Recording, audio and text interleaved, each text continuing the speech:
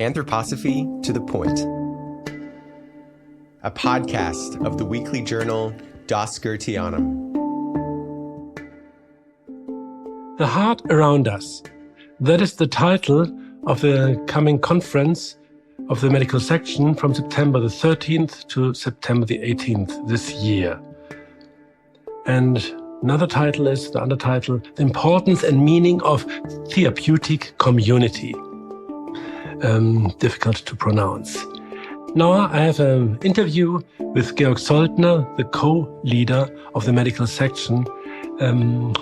Let's start with the question, what is it, a therapeutic community? In medicine, we are not alone as a doctor or as a nurse or as a therapist. We have to collaborate, to work together for the patient. And in anthroposophic medicine, which is now about 100 years old, from the beginning on, the building of a therapeutic community was a main principle in this medicine. This is a very modern principle.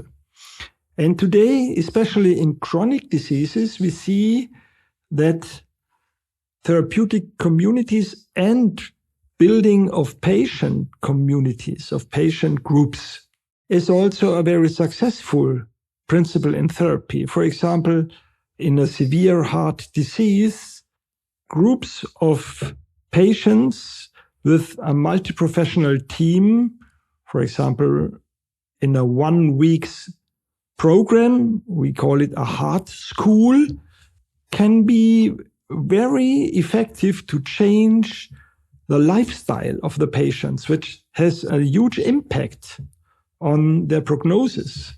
Because to change my nutrition, to change my behavior in terms of body activity, walking, and so on, or even doing eurythmy therapy, these are very effective principles to prevent a second myocardial infarction, for example.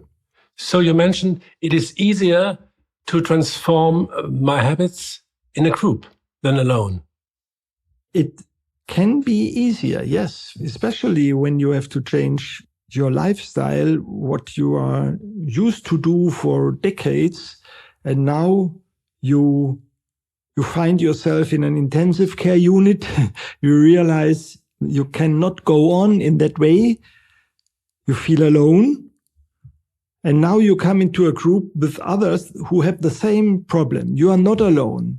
They have also the same problem. You are not the lonely sinner doing everything wrong. No, the transformation of your habits and to learn a new behavior is a common task of others also, and that helps you to motivate you. Interesting. Well, in education, there's this saying that to educate a child, you need a village. I think it's an African saying. And the same fact we do have in the matter of healing, or what do you mean? We see that education is also a main principle in medicine, especially in the prevention and treatment of chronic diseases. And the most important therapist in medicine is the patient, her or himself. So what the patients do and how the patients change their life is more important than many pills. We have also invited Held Huber. She is very famous in the Netherlands, and she has the opening keynote to speak about what is health. And that we see more and more that a patient-centered understanding of health is needed and not a typical medical understanding about all the things which do not function in the patient, where the patient fails to perform. No, the other way around. We have to ask what is important for the patient to adapt to his situation and to self-manage his life. And then we have other priorities, and we can motivate the patients much more to engage themselves. And we cannot cure many chronic diseases like the diabetes of adults or overweight or smoking and so on, only with the help of the doctor or the pharmaceutical industry. No, the patients themselves, they have the key role in medicine. To manage our own life, well, there's a big task in this area, I think, to get familiar with that common feeling of loneliness in our days. Well, loneliness mirrors also the progress in consciousness development.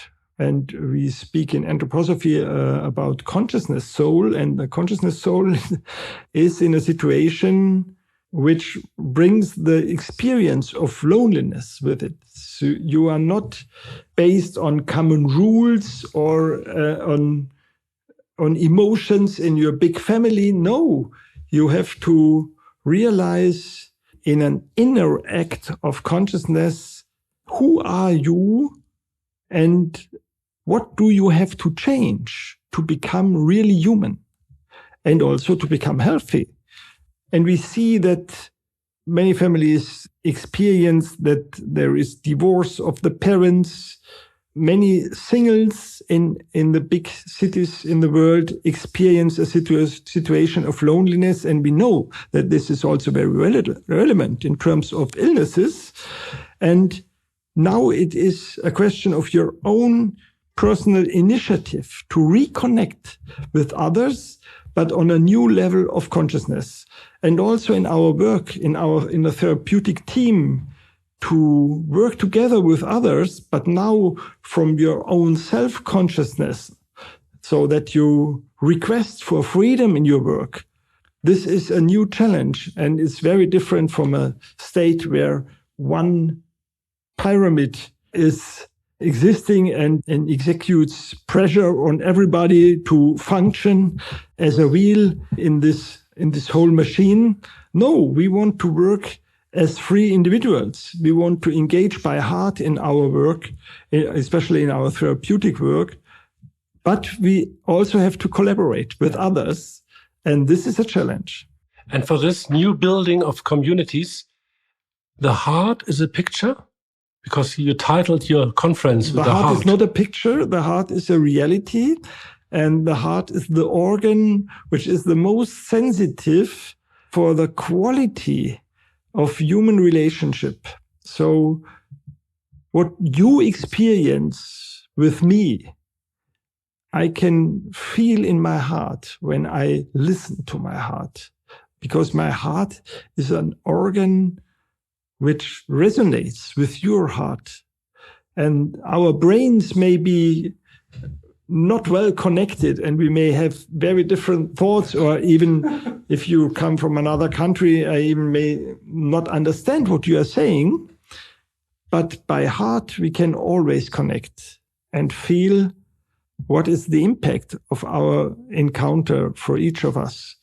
And we see that also when you look to all these traumatized patients. For example, trauma is a very important background also of chronic diseases and of heart diseases. We see we can help there with art therapy, with biographical counseling, with eurythmy therapy, with anthroposophic medicines, with anthroposophic psychotherapy, with all these tools we have in anthroposophic medicine and which are represented in all the working groups of our conference. And one working group is about the question building communities with people who passed away, who died already. What does that mean, or what is the medical point of this? It's interesting that in modern literature, in some novels which were published in the last years, more and more dead human beings play an important role. And so I just read one novel from a Turkish writer, a woman, where one of the persons in this novel regularly can perceive a dead person and also have a dialogue with this person. So also in my life, I have to say that the experience of the reality of the dead played an important role that I became interested for anthroposophy, to find a way of thinking which fits to my perceptions. And in the relationship to the dead, we may experience that many things which are very important in our daily life do not count, are not very relevant. And what we spoke about, that the moral quality of my acting, the experiences you have with me, another person has with me, is much more relevant. And so the dead are also teachers for us, not to be fully committed only with money and with success and all these things, but to rethink our life and to focus on what is essential for the human being, what are the essential values, and not only of the humans, but of our whole planet. Yeah. Another topic about building community in your conference is machines in our daily life, in our working area, computer in our working area, building communities with machines. It's a silly title. Yeah, it sounds silly, but it is a reality, especially, for example, in Japan, where many people feel ashamed when they need nursing care for their body, for example. They try to avoid that, and many of them prefer a robotic help. So also in the modern Japanese literature, this is reflected. And it becomes a general problem. On the one hand, we have not enough people who engage, for example, as nurses or doctors. On the other hand, we have artificial intelligence. So in the future, many diagnoses will be made by laboratory and computers, and the doctor's role also changes. So we have to ask ourselves, what is our vision of medicine? And this is also the title of a plenary discussion on the last day. Gerald Häfner will moderate it, who is former member of the European Parliament and one of the founders of the Green Party in Germany, and very experienced in the political dialogue. And so we have to make clear what is the difference in the encounter with a machine and in the encounter with a human being. Yes, thanks, Georg. Another question is, in your conference, not only human being could get ill, also a community, a cooperation from different people could get into a crisis. Yes. And what is this? We have also a very good expert, Herbert Salzmann, who has a keynote in this conference and also a working group.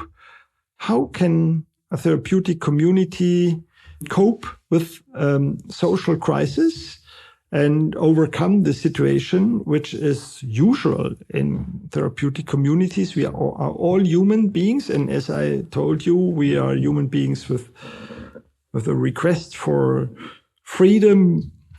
We are not motivated to follow only common guidelines, but to bring in our individual motivation aspects, and also our problems, and where we are not perfect in social collaboration, in perception of the other, in empathy with the other. And we are working in a professional situation which brings a lot of stress. And in this situation, conflicts are normal, but conflicts are also a chance. So when we can successfully cope with a social conflict, we can gain a new insight in ourselves. What should I develop? Which quality I am missing? This I can only experience in the encounter with the other, not in my personal inner meditation. So I have really to go into this situation. And when we use a social conflict as an instrument of consciousness building, then at the end of this conflict, we are on another point in our life. We are in another situation in our life. But there, sometimes professional help is also needed. And Herbert Salzman is a doctor for communities, very experienced from Trigon, and founded by Friedrich Glasl, who is a very famous counselor for companies, but also for social institutions and governments. And we have different stages of crisis, and we have different tools to overcome these stages of in a differentiated way. And this we can also learn on this conference. In the program of your conference, you pose that quote, an interesting quote from Wolfgang Held, the biologist, the famous biologist, anthroposophical biologist. And he described the difference between the we, so this is the summary of all the people, and the I of humanity. Could you please describe the difference between we and the I of humanity? Well, the we, I think, is quite clear. We spoke about it now in this interview. The I of humanity, this is what we are longing for to become, what we are not yet. Each of us is not the human I in its full extent, in its full being.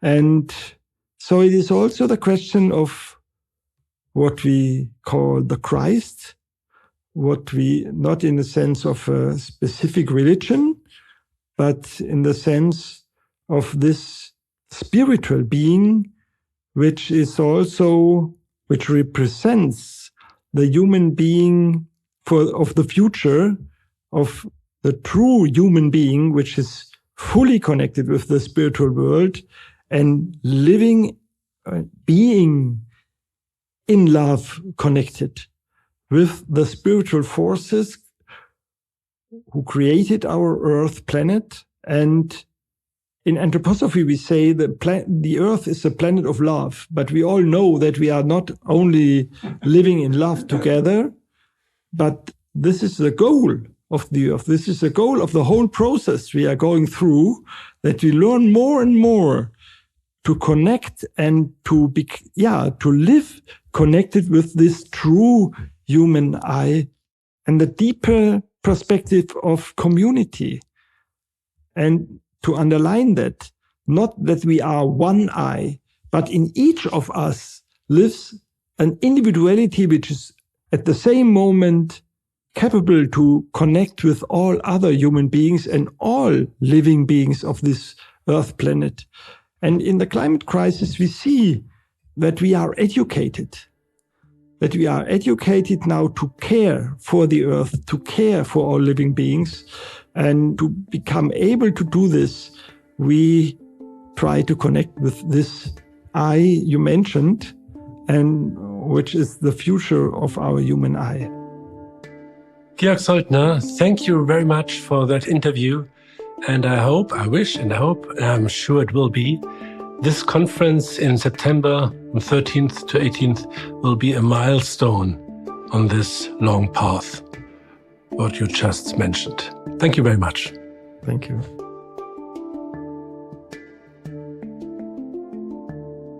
If you enjoyed this podcast, don't forget to subscribe. You can read the English edition of the weekly journal Das Goetheanum at dasgoetheanum.com/en.